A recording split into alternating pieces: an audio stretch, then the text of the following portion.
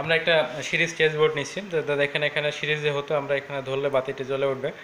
এখন আমরা এইখানে যে বললাম যে এটা এনসি, তো এনসিগুলো দেখেন যে এনসি ধরলে কি বাতিটা চলে যাচ্ছে, অর্থাৎ নর্মালি ক্লোজ আছে।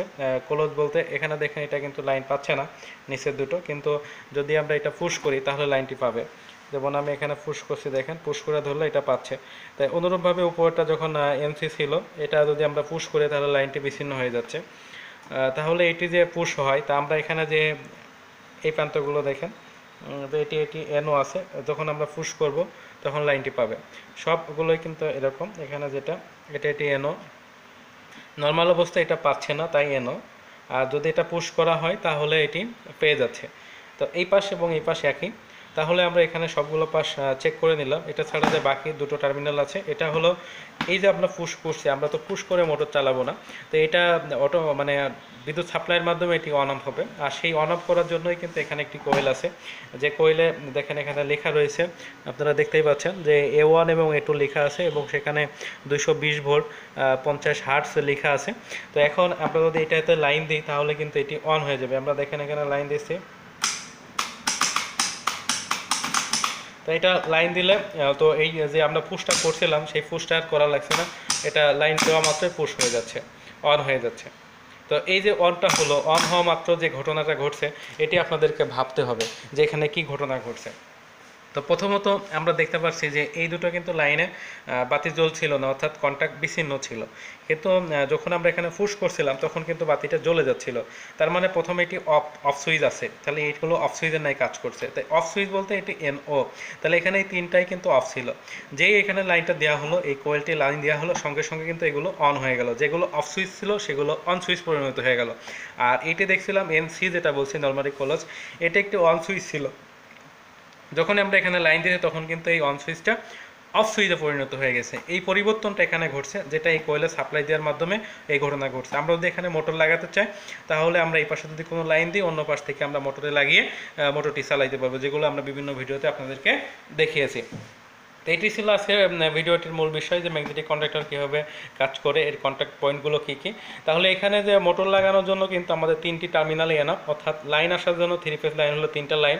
তাহলে এখানে যে এই 6টি টার্মিনাল, ওই তিনটি এনও, তো এই তিনটি এনোটা এটা হলো কিন্তু মোটরের মূল কানেকশনের জন্য। আর বাকি যে সাইডেগুলো দেখছেন এই দুটো এনসি, এখানে একটি এনসি, এখানে একটি এনসি, নিচে একটি এনও এবং এই পাশে একটি এনও, এবং এখানে দুটো হোল্ডিং কয়েল। তাহলে এখানে আমরা যে 4, 4, 8 এবং 10 টার্মিনাল দেখছি, এই 10 টার্মিনাল কিন্তু এটা কন্ট্রোলিংয়ের জন্য। তবে সমস্ত ম্যাগনেটিক কন্ডাক্টরে এরকম 10 টার্মিনাল হয় না, কোনো কোনো কন্ডাক্টরে কম বা বেশি হয়। যেমন এখানে দেখেন যে এই কন্ডাক্টর, এখানে কিন্তু এই কন্ডাক্টরের যে ফাংশনালিটি আছে, এখানে এই পাশে একটি A1 টার্মিনাল, এখানে একটি A2 টার্মিনাল, দুটো কোয়েলের দুই প্রান্ত দুই পাশে। আর দেখতে পাচ্ছে এটা লম্বা লম্বা, যেমন এখানে এদের খেয়াল করেন দেখা যাচ্ছে। তো নিচের 4টি আছে, উপরে 4টি আছে, মোট 16টি টার্মিনাল আছে। তো নিচের 4টি হলো এনও, উপরের 4টি হলো এনসি। তো নিচের 4টি এনও, উপরের 4টি হলো এনসি, তাহলে এখানে 4টি এনও আছে এবং 4টি এনসি আছে। কিন্তু এই কন্ডাক্টরে কিন্তু এনসি আছে অনলি দুটি, আর এনও আছে এখানে তিনটি, আর এই পাশ দুই পাশে দুটি, অর্থাৎ 5টি। আর অন্যদিকে আমরা যদি আরেকটি কন্ডাক্টর নিই, যেমন এই কন্ডাক্টরিতে কিন্তু কোনো এনসি নাই, এই কন্ডাক্টরিতে অনলি 4টি এনও আছে। তো এটি নর্মাল কাজের জন্য ব্যবহার করা হয়, বিশেষ করে সাধারণত আমরা পাম্প মোটর বা অন্যান্য যে মোটর আছে 1 ঘোড়া 2 ঘোড়া 3 ঘোড়া মোটরের জন্য এগুলো ব্যবহার করে থাকি। তো এখানে দেখেন যে এখানে আরেকটি ম্যাগনেটিক কন্ডাক্টর আছে, এটাও কিন্তু এরও কোনো এনসি নাই। কিন্তু এখানে আমি যেটা দেখাচ্ছিলাম এদের মধ্যে কিছু ফাংশনাল ব্যাপার আছে, যেমন এদের কোয়েলের ভোল্টেজ সবগুলোর কিন্তু একরকম না।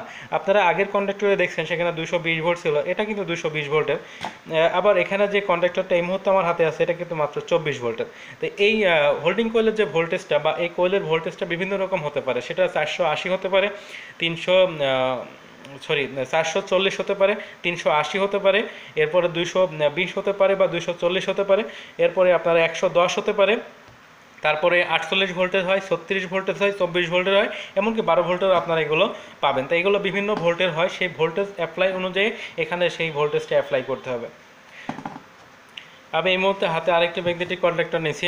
এতক্ষণ পর্যন্ত আমরা যে কন্ডাক্টরগুলো দেখছিলাম তাদের ডিজাইনগুলো একরকম, আর এটির ডিজাইন কিন্তু অন্যরকম। আমরা অন্য যে কন্ডাক্টরগুলো দেখছিলাম তাদের সবগুলোর হোল্ডিং কয়েল পিছনের দিকে ছিল, যেমন এটা হোল্ডিং কয়েল, এটার যেমন নিচের এইটা হোল্ডিং কয়েল, এই যে এটা, এবং এটারও সেই নিচের দিকে হোল্ডিং কয়েল ছিল, এই দুটো হোল্ডিং কয়েল।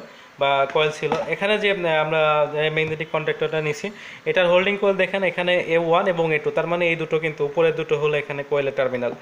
এবং এখানেও দেখা যাচ্ছে এখানে NO এবং NC আছে, লেখা আছে দেখেন NO এবং এটা হলো NC। তো এই সোজাসুজি আর কি হয় যে এটা এবং এটা হলো একটা NC এবং এটা হলো একটা NO, তাহলে এখানে একটি NC এবং একটি NO আছে। আর এখানে মোটরের কানেকশনের জন্য এই যে আপনারা দেখতে পাচ্ছেন যে তিনটি নিচের দিকে, এখান থেকে একটি NO, এখান থেকে একটি NO, প্রত্যেকটা NO দুটো করে টার্মিনাল হবে, NC দুটো করে টার্মিনাল হবে। যেহেতু একটা লাইন দিব, অন্য পাশে লাইনটা বের হতে হবে, যেমন একটি সুইচের দুটি টার্মিনাল হয় ঠিক তেমনই এগুলো একটি NO দুটি টার্মিনাল, একটি NCরও দুটি টার্মিনাল, একটি কোয়েল থাকলে অবশ্যই তার দুটি টার্মিনাল হবে। তো আশা করি আপনারা বুঝতে পারছেন যে ম্যাগনেটিক কন্ডাক্টর কি, সেখানে কত ভোল্টেজ থাকে, কোয়েলগুলোর ভোল্টেজ কত হয়, NO কি, NC কি, এবং সেগুলো কিভাবে অন অফ হয় এবং তাদের অবস্থান হোল্ডিং কোয়েলে সাপ্লাই যাওয়ার পরে চেঞ্জ হয়, সেটা আপনাদেরকে আমি দেখাইছি। তো আমাদের এই ভিডিওটি যদি ভালো লাগে বা এটা দ্বারা আপনারা কিছু শিখতে পারেন বা উপকৃত হন, তাহলে আমাদের চ্যানেলটি সাবস্ক্রাইব করুন, ভিডিওতে লাইক দিন, কমেন্টস করুন এবং শেয়ার করুন। আমাদের চ্যানেল হতে আরও নতুন নতুন ভিডিও পাওয়ার জন্য সবাই বেল আইকনটি চেপে রাখুন। সবাইকে ধন্যবাদ।